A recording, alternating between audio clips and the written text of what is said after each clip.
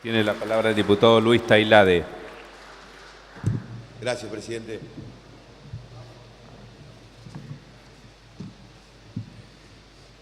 Bueno, estos dos proyectos que estamos tratando hoy ahora en simultáneo, en conjunto, de alguna manera reflejan lo que ha pasado a lo largo de todo el año legislativo, presidente.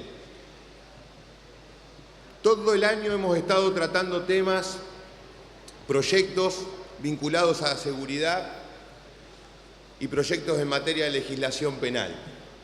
Algunos llegaron al recinto como estos y otros están dando vuelta por las comisiones. La verdad que para mí ninguno de los proyectos que ha enviado el Ejecutivo, que son los que hemos tratado, representa un salto cualitativo en términos de mejorar el sistema de administración de justicia. Al contrario, la gran mayoría de los proyectos, algunos de los cuales están escondidos bajo el pomposo título de Justicia 2020, no hacen más que marcar una impronta represiva y de evidente direccionamiento a la persecución de jóvenes provenientes de los sectores populares. Pero por ahí ni siquiera eso es lo peor. Es parche tras parche. Estamos tratando todo el tiempo cuestiones que ya están cerradas, porque estamos legislando, como hoy, sobre un código procesal penal que se ha derogado el año pasado, frente a la negativa inexplicable del Ejecutivo de demorar la implementación del nuevo sistema acusatorio, en el que todos, por lo que escuché, están de acuerdo. Pues todos buscan la celeridad, la pronta resolución del conflicto. Todas esas verdades de perogrullo que las conocen todos, pero que nadie les da bolilla, porque si no estaríamos discutiendo cómo avanzar en la implementación del nuevo código. Sin embargo, estamos de vuelta con otro parche, como es este del juicio unipersonal,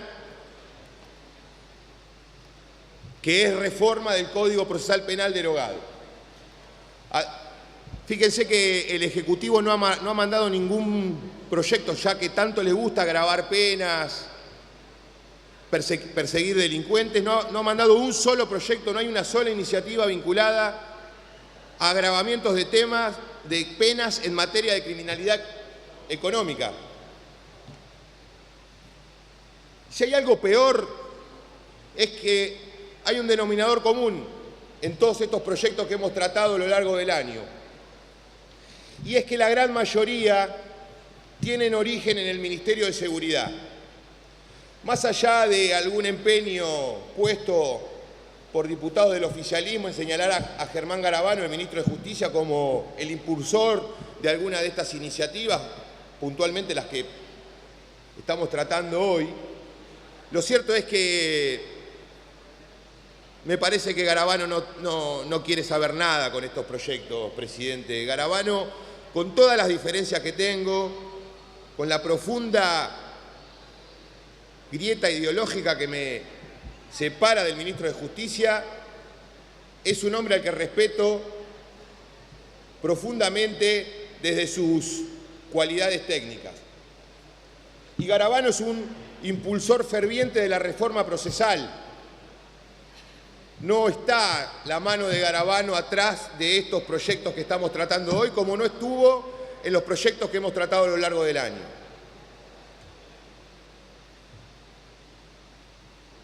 Lamentablemente, lo digo como hombre del derecho, como abogado, el presidente de la Nación ha elegido en esta puja entre justicia y seguridad, entre Garabano y Bullrich, a la ministra de Seguridad.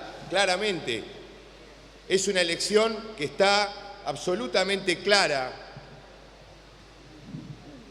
en esta Cámara y fue clara durante todo el año.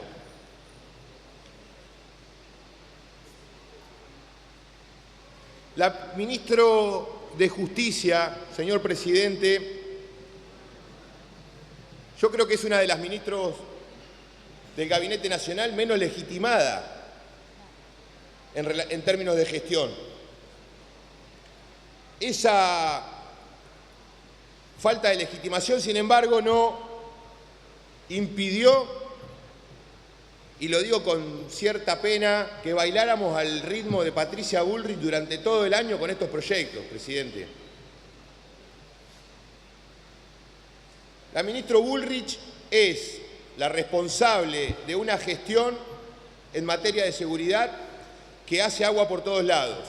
En la provincia de Buenos Aires y seguramente en muchos lugares del país se vive una crisis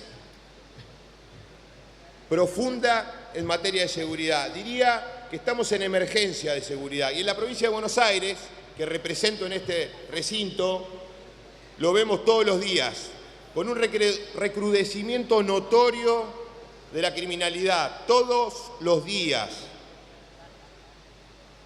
Sin embargo, las respuestas de la ministra Bullrich pasan por un despliegue hasta payasesco de la gestión, con los disfraces, o, por ejemplo, el bochorno que significó haber recibido en el Aeroparque Jorge Newbery como un jefe de Estado a un narcotraficante, como Ibar Pérez Corradi,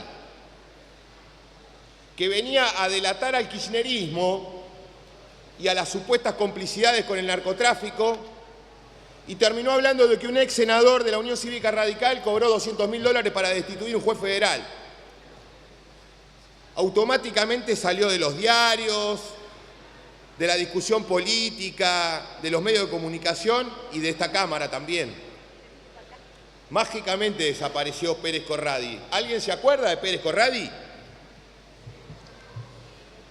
Y hablando de esa complicidad que venía Pérez Corradi a revelar, hablando de esa supuesta complicidad del gobierno anterior con el narcotráfico, me parece que tendríamos que reparar en una paradoja que está clara frente a nuestros ojos.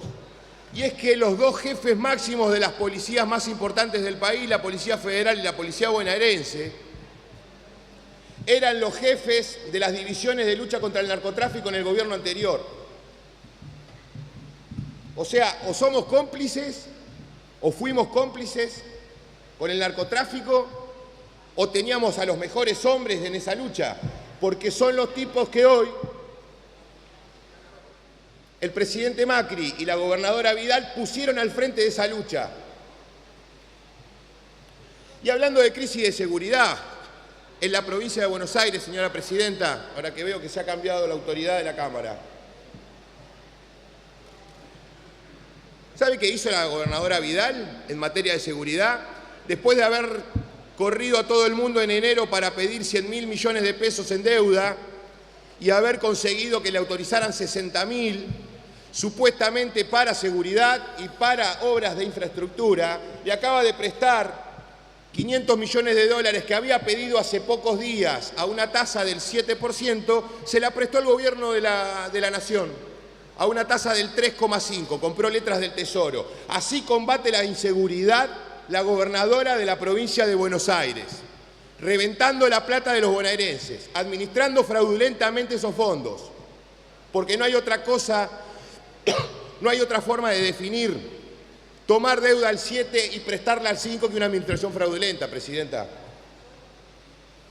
Y otra paradoja, el viceministro de Seguridad de la Nación, el doctor Eugenio Bursaco, encargado de la lucha también contra el narcotráfico, contra el terrorismo y contra el lavado de dinero, que tiene una fundación trucha que está siendo investigada en la Justicia Federal porque no presenta un papel hace 10 años en los organismos correspondientes.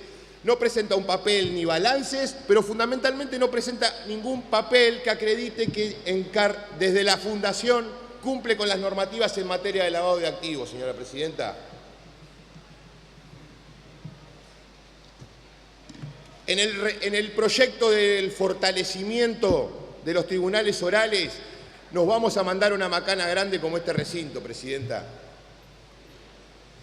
Y sé seguramente que tienen los votos para avanzar con el proyecto, pero les voy a recomendar que el artículo 2 no lo votemos. Por lo menos tengamos el tupé de no votarlo. Porque el artículo 2 transforma un tribunal oral ordinario en un tribunal oral federal, con todas las tachas de inconstitucionalidad que ha mencionado la diputada Soria previamente y que no vale la pena repetir. Pero ¿saben qué? El Tribunal Oral Federal número 7 ya tiene 3 jueces que están en terna en el Poder Ejecutivo Nacional. Y se los voy a nombrar. Los doctores Julio César Castro, Herminio Fernando Canero, Enrique Méndez Signori. Y en terna complementaria, en lista complementaria, los doctores Ariel Yapur y Vanessa Alfaro. Esos 5 nombres están en el Ejecutivo, en una terna para ocupar las vacantes del Tribunal Oral Federal 7. Y ustedes van a votar ahora convertir un Tribunal Oral ordinario en el Tribunal Oral Federal 7, que va a tener 6 jueces, si no se dan cuenta. Pero lo peor de esto, señor presidente, lo peor de esto, señor presidente, ¿sabe qué es? Que acá hay un actor que está invisibilizado, porque las culpas parece que la tiene la política, la culpa parece que la tenemos los políticos, pero acá hay un actor del que nadie habla en estas cosas, y que es la Corte Suprema de Justicia de la Nación. Justamente la presidenta anterior le hubiese gustado estas referencias. ¿Sabe cuánto pidió la Corte para su presupuesto propio para el año 2017? 7.000 millones de pesos. ¿Y sabe qué pasó hace una semana? La Corte invitó en un clima festivo al ministro de al ministro de Hacienda y Finanzas, al ministro de Justicia, para festejar que tienen 11.000 millones de pesos en cuentas bancarias, trabajando financieramente. Lo anunciaron como un superávit de la Corte Suprema de Justicia. ¿Es posible que tenga 11.000 millones de pesos la Corte sin ningún tipo de afectación, cuando hay juzgados que se están viniendo abajo, cuando hay juzgados que no tienen personal, cuando hay juzgados que están atiborrados porque no hay espacio para poner un expediente más, y fundamentalmente cuando no hay juzgados habilitados como el Tribunal Oral Federal 7 o como el Tribunal Federal 8, que acá quieren reformar? La Corte Suprema de Justicia, con 11.000 millones de pesos en los bancos, no habilita estos tribunales, como tampoco habilita juzgados claves para enfrentar al narcotráfico, ya que tanto les gusta, ya que tanto se están pavoneando con esta lucha. ¿Por qué no van a la Corte y le dicen que habiliten el juzgado de Clorinda, el juzgado de Oberá, el juzgado de Ledesma, los juzgados federales de San Justo, la Cámara Federal de San Justo, el juzgado de Tartagal, el juzgado de Venado Tuerto, el juzgado de Rawson? La Corte Suprema es la única con competencia para habilitar estos juzgados, y en lugar de habilitarlos, juega la timba financiera con 11.000 millones de pesos en los bancos. Pero no es todo, presidente. ¿Sabe cuántos empleados tiene la Corte Suprema? 4.418 empleados. ¿Para qué sirven? No se sabe. Porque la Corte Suprema no le da respuesta absolutamente a ninguna necesidad de la gente. ¿Cuántos fallos conocemos de la Corte por año? 1, 2. 4.418 empleados tiene la Corte Suprema y pide 7.000 millones para el año que viene. ¿Sabe cuánto tiene el Consejo de la Magistratura, señor presidente? 2.496. ¿Sabe cuánto va a tener en el 2017?